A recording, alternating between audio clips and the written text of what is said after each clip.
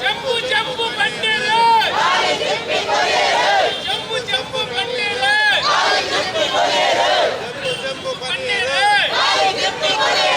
ಜಂಬು ಜಂಬು ಬಂಡೇರ ಧಿಕ್ಕಾರ ಧಿಕ್ಕಾರ ಧಿಕ್ಕಾರ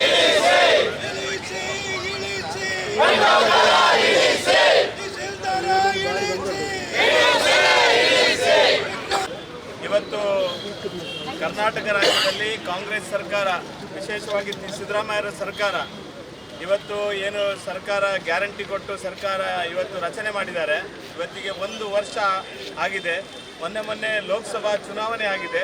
ಈ ಸಂದರ್ಭದಲ್ಲಿ ಅನೇಕ ವಿಶ್ವಾಸ ಭರವಸೆಗಳನ್ನು ಕೊಟ್ಟು ಸರ್ಕಾರವನ್ನು ತರುವಂಥ ಕೆಲಸವನ್ನು ಕಾಂಗ್ರೆಸ್ ಸರ್ಕಾರ ಮಾಡಿದೆ. ಮೊನ್ನೆ ಲೋಕಸಭಾ ಚುನಾವಣೆ ಸಂದರ್ಭದಲ್ಲಿ ಟಕ ಅಂತ ಎಲ್ಲ ಹೇಳಿಕೊಂಡು ಇಡೀ ದೇಶದಲ್ಲಿ ಜನರಿಗೆ ಮರಳು ಮಾಡುವಂಥ ಯೋಜನೆಗಳ ಬಗ್ಗೆ ಮಾತಾಡಿಕೊಂಡು ಸರ್ಕಾರವನ್ನು ತರುವಂಥ ಪ್ರಯತ್ನವನ್ನು ಮಾಡಿದರು. ಇವತ್ತು ಕರ್ನಾಟಕ ಕಾಂಗ್ರೆಸ್ ಸರ್ಕಾರ ಇವತ್ತು ಜನರಿಗೆ ಏನು ಕೊಡ್ತೇನೆ ಅಂತ ಹೇಳಿದ್ದಾರೆ ಅದನ್ನು ಹಿಂದಿನಿಂದ ತಗೊಳ್ಳುವಂಥ ಕೆಲಸವನ್ನು ಇವತ್ತು ಕಾಂಗ್ರೆಸ್ ಸರ್ಕಾರ ಮಾಡ್ತಾ ಇದೆ. ನಿನ್ನೆ ಪೆಟ್ರೋಲ್ಗೆ 3 ರೂಪಾಯಿ ಮತ್ತು ಡೀಸೆಲ್ಗೆ 3.5 ರೂಪಾಯಿ ಏರಿಸುವ ಮುಖಾಂತರ ಈ ರಾಜ್ಯದಲ್ಲಿ ಜನಸಾಮಾನ್ಯರ ಮೇಲೆ ದೊಡ್ಡ ಹೊರೆಯನ್ನು ಹಾಕುವಂಥ ಕೆಲಸವನ್ನು ಕರ್ನಾಟಕ ಕಾಂಗ್ರೆಸ್ ಸರ್ಕಾರ ಮಾಡ್ತಾ ಇದೆ.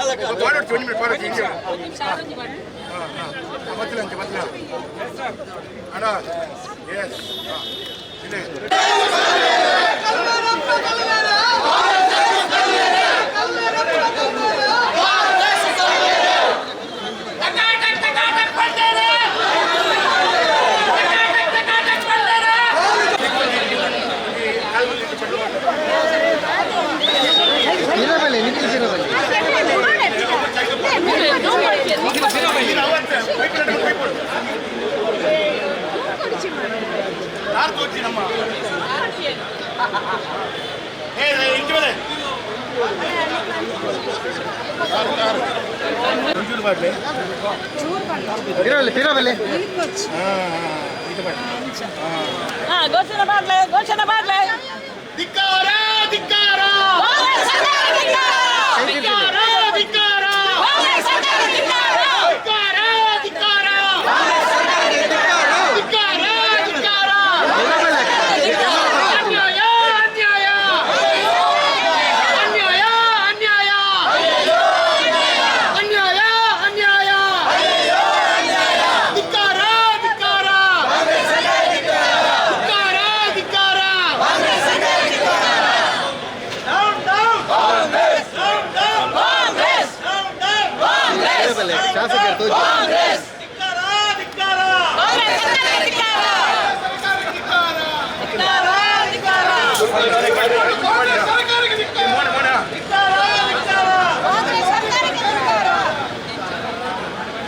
ರಾಜು ಅವ್ರು ಬರಲಿ.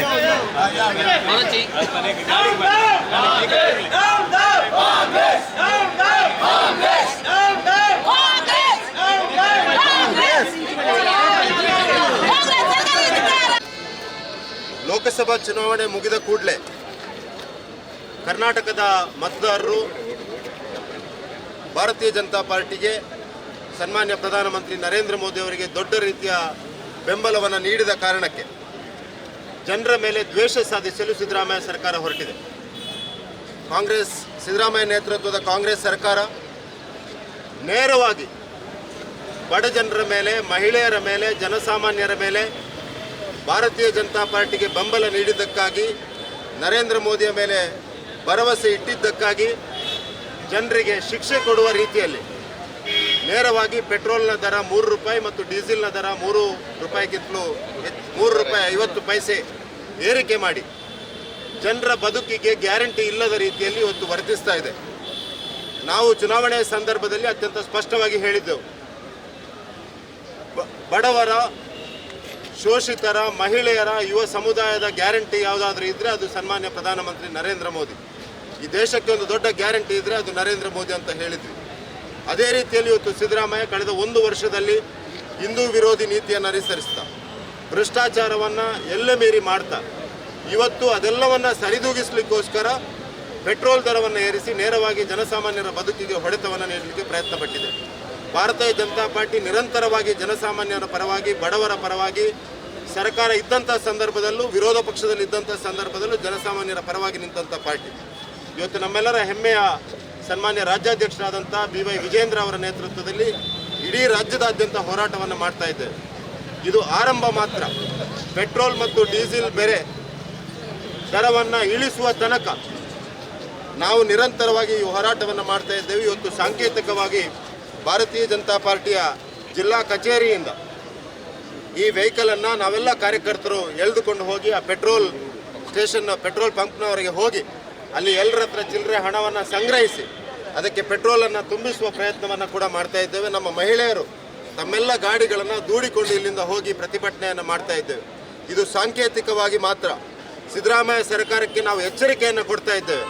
ಜನಸಾಮಾನ್ಯರಿಗೆ, ಬಡವರಿಗೆ, BJPಗೆ ಬೆಂಬಲ ಕೊಟ್ಟ ಕಾರಣಕ್ಕೆ, ನರೇಂದ್ರ ಮೋದಿಗೆ ಬೆಂಬಲ ಕೊಟ್ಟ ಕಾರಣಕ್ಕೆ ನೀವು ಶಿಕ್ಷೆಯನ್ನು ಕೊಡುವಂಥ ಪ್ರಯತ್ನವನ್ನು ಮಾಡಿದರೆ ನಾವು ಜನಸಾಮಾನ್ಯರ ಪರವಾಗಿ, ಬಡವರ ಪರವಾಗಿ ಖಂಡಿತವಾಗಿ ನಿಲ್ತೇವೆ. ಮತ್ತು ಈ ಪೆಟ್ರೋಲ್ ದರವನ್ನು ಇಳಿಸುವ ತನಕ, ನಿಮ್ಮ ಸರ್ಕಾರವನ್ನು ಈ ರಾಜ್ಯದಿಂದ ತೊಲಗಿಸುವ ತನಕ ಭಾರತೀಯ ಜನತಾ ಪಾರ್ಟಿ ಜನಸಾಮಾನ್ಯರ ಪರವಾಗಿ, ಬಡವರ ಪರವಾಗಿ ನಿಂತು ಹೋರಾಟವನ್ನು ಮಾಡ್ತದೆ ಅಂತ ಈ ಸಂದರ್ಭದಲ್ಲಿ ಹೇಳ್ತಾ